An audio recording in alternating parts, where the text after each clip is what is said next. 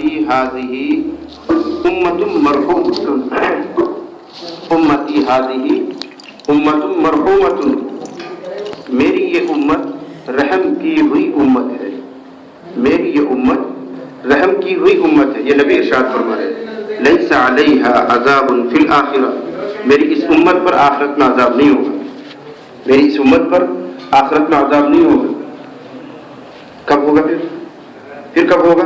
अज़ाबुहा फिद दुनिया अल-फितन वज़्ज़लाज़िल वल-क़त्ल, इस उम्मत का अज़ाब तो यही है कि दुनिया में कभी ज़लज़ला आएंगे, कभी फितने आएंगे, कभी कोई कत्ल होगा, कभी कोई ठोकर लगेगी, कभी कोई बुखार आएगा, कभी कुछ और होगा।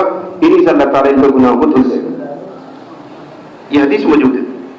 यानी ऐसे ये इस हदीस का मतलब ये है कि ये फजल और ये इनाम सिर्फ इस उम्मत को है कि दुनिया के हालात इन पर आते हैं तो इन हालात को ही अल्लाह ताला सजा का दर्जा दे देता है, इनसे इनके गुनाहों की माफ़ी कर देता है। पहली उम्मतों को ये फजल हासिल नहीं, पहली उम्मतें दुनिया में भी पिटी हैं तो आखिरत में भी उनका अज़ाब बाकी था।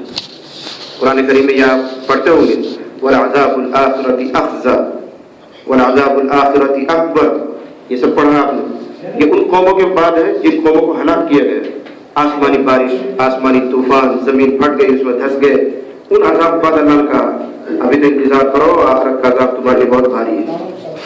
उनके लिए तो ये इस उम्मत के लिए कि अगर तुम्हारे ऊपर कोई ऐसी पकड़ आ गई कि कोई ज़लज़ला आ गया, 1000-2000 आदमी उसमें मर गए, बस यही तुम्हारे आखिरत का अज़ाब के बराबर हो जाएगा, कफ़ार कर देगा अल्लाह ताला से।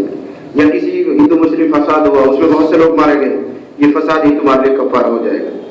या कोई लंबी बीमारी में कोई आदमी मुब्तला हो गया, उस पर सब्र करता है, ये बीमारी तेरे गुनाहों का कफ़ारा हो जाएगा।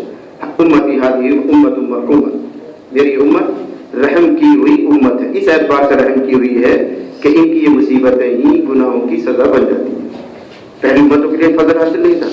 ऐसे बदकिस्मत तो बहुत कम होते हैं जिनका मामला आखिरत तक बाकी रहता है।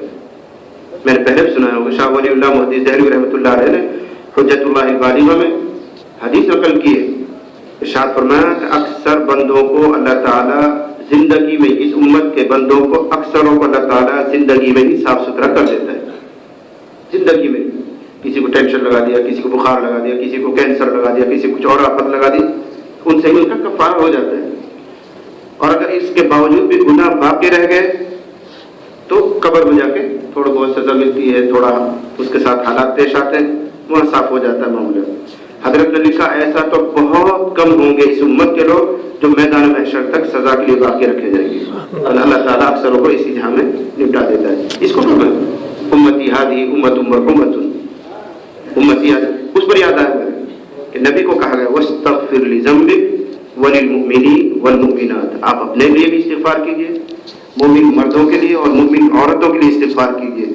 जब नबी इस्तिग़फ़ार करेंगे तो इंशाअल्लाह वो इस्तिग़फ़ार हमारे और आपके लिए और नस्ल के लिए कबूल होगा और उसके असरात ज़ाहिर होंगे। वो असरात ये हैं कि अल्लाह ताला दुनिया में ही मामला साफ कर देता है।